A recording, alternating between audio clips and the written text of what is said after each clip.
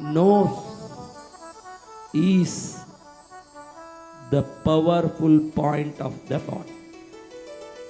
इस संसार के किसी भी महापुरुष को देखोगे, अगर आंख बंद किए हैं और विकल्प ध्यान करते हैं, विकल्प ध्यान हृदय कमल में भगवान का, तो ही हृदय में ध्यान करते हैं। अगर कोई विकल्प है, कोई धारणा है, कोई रूप पिंड पद उनका आलम्बन लेके साधना करनी है तो जरूर हृदय में करते हैं। लेकिन आप देखो किसी भी बड़े योगी महापुरुष हुए, सब नासिकाग्र पर ध्यान करते हैं। किधर ध्यान करते हैं?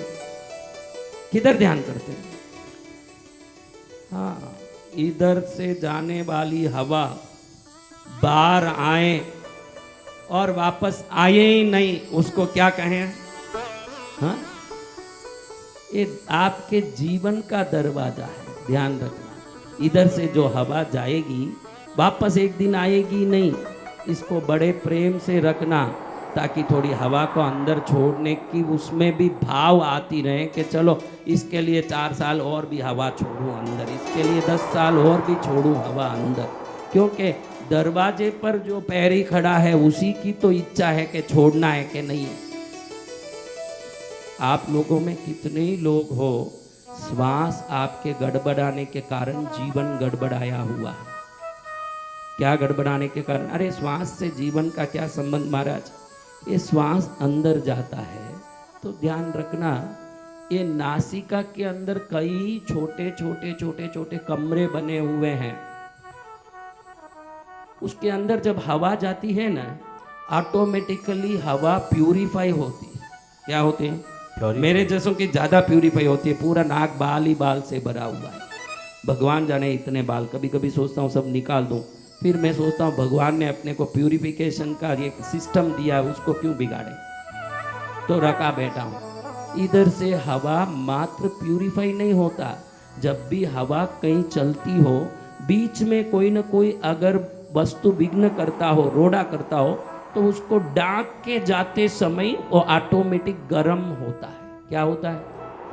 हाँ, आपको मालूम नहीं है कि ये नाक क्या क्या काम करता है। जब हवा अंदर घुसती है तो पहले तो बाहर रहे हुए कोई भी मिट्टी धुआं ये आती है तो छींक के द्वारा उसको बाहर फेंकता है। क्या करता है?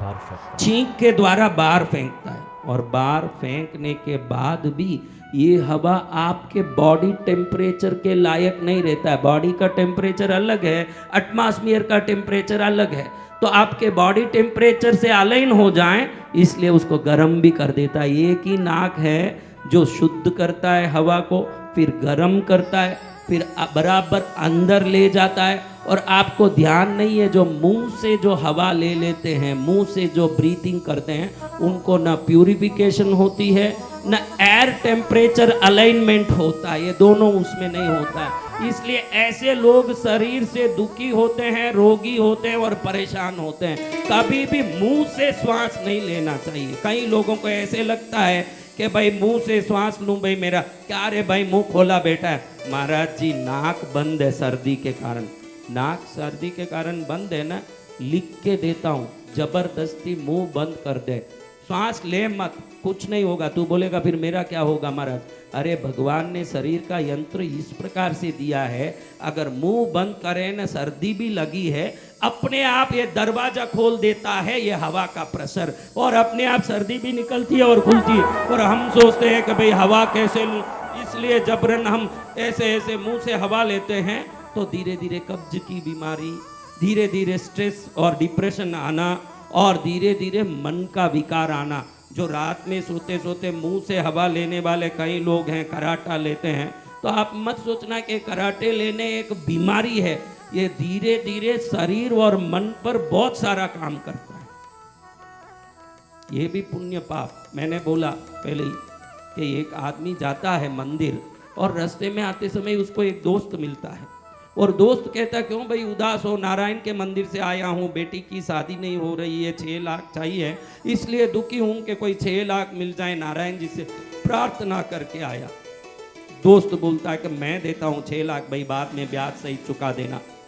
निकला था नारायण मंदिर दर्शन करने और प्रार्थना फलित हो गई। इसको वहां जाने की प्रेरणा किसने दी? और जो निकल के गया एक्सीडेंट हो गई, इसको जाने की प्रेरणा किसने दी?